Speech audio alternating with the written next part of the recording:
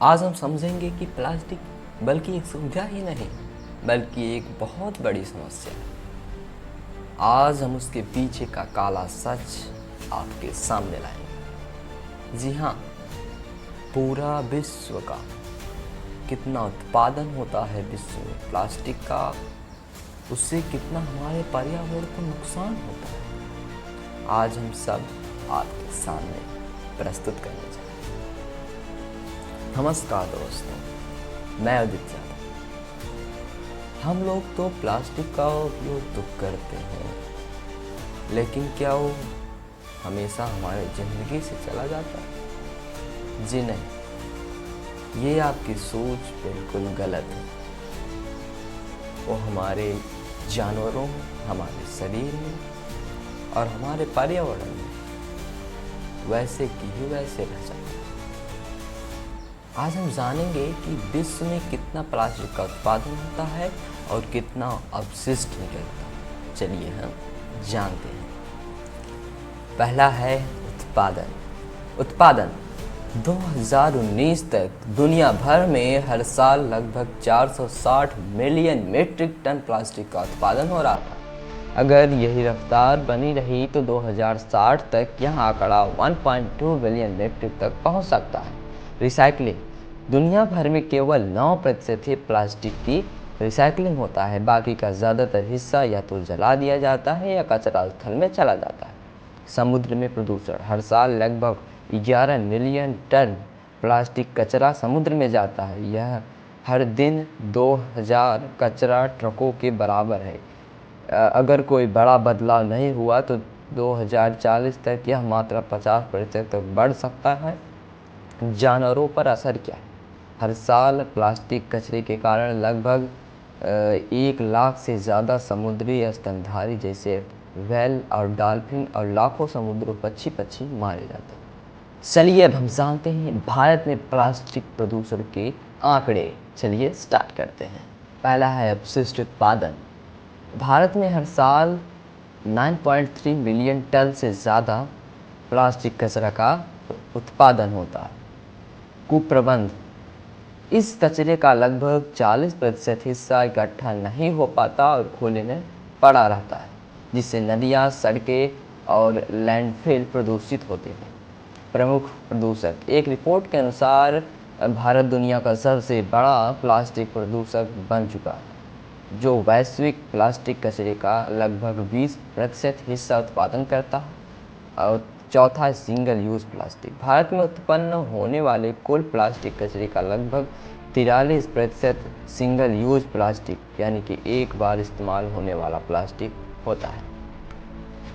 चलिए हम जानते हैं कि प्लास्टिक के विकल्प और समाधान।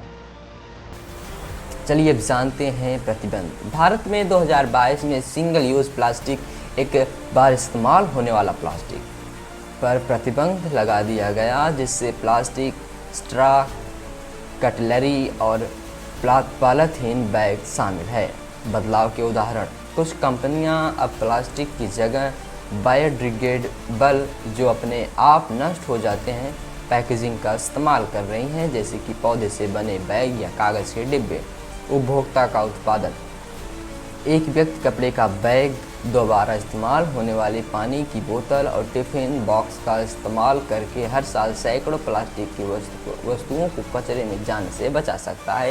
इसमें आपका भी योगदान हो सकता है, आप ध्यान रखिए। जो सबसे इम्पॉर्टेंट टॉपिक है वो ये है कि प्लास्टिक बनता कैसे है, यानी कि उसका समस्या क्या है, बनता कैसे है, उसके बाद जाता कहाँ है। प्लास्टिक एक ऐसी चीज़ है जो कि कच्चे तेल से बनती है। इसको बनाने के लिए बहुत ज़्यादा ऊर्जा का इस्तेमाल होता है और कहानी तब शुरू होती है कि जब हम उसे फेंक देते हैं।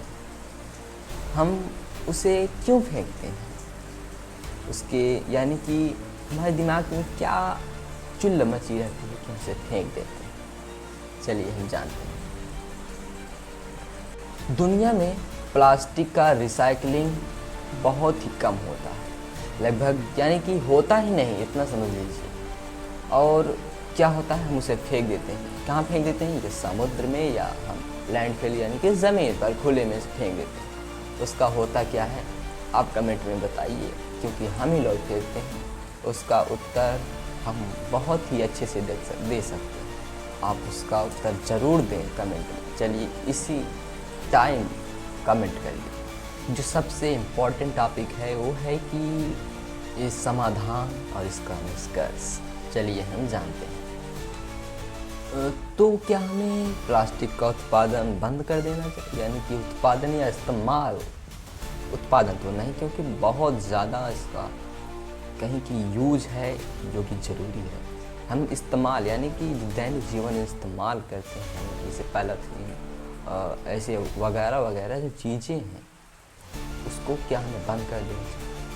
ये जो हम सवाल कर रहे हैं या हम जो करना चाहते हैं, ये कदम बहुत आसान नहीं है उठाना, क्योंकि ये इतना आसान भी नहीं है।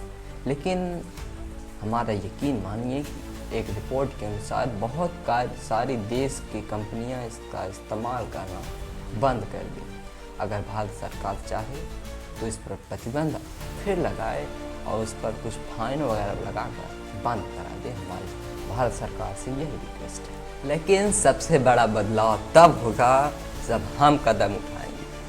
हर भारत का नागरिक कदम उठाएगा। हर परिवार में, हर प्रदेश में, हर जिले यानी कि पूरा भारत जब कदम उठाएगा तभी बदलाव होगा। यानी कि हम पॉलीथीन और वगैरह जो प्लास्टिक से बनी चीज़ें उनका इस्तेमाल कम करें। ये जो झिल्ली है इसे इस्तेमाल मत करिए।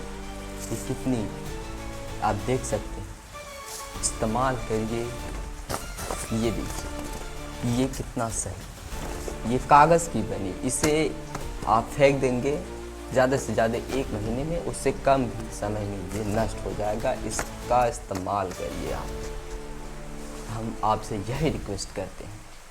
अब अगली बार अब जब मार्केट जाइए, घर में रहिए, कहीं भी अगर आप प्लास्टिक का इस्तेमाल करिए तो अपने दिमाग से एक बात सोचिए, क्या इसकी ज़रूरत है? उसका इस्तेमाल करने से पहले एक बार ज़रूर सोचिए कि मैं एक अच्छा कदम उठा रहा हूँ, क्या बढ़िया ये रास्ता है, यानी कि कोई बेहतर रास्ता है जैसे कि ये, क्या मैं इसका इस्तेमाल कर सकता हूँ? अगर आप कर सकते हैं तो प्लीज़ प्लास्टिक का इस्तेमाल मत करिए। Thanks for watching.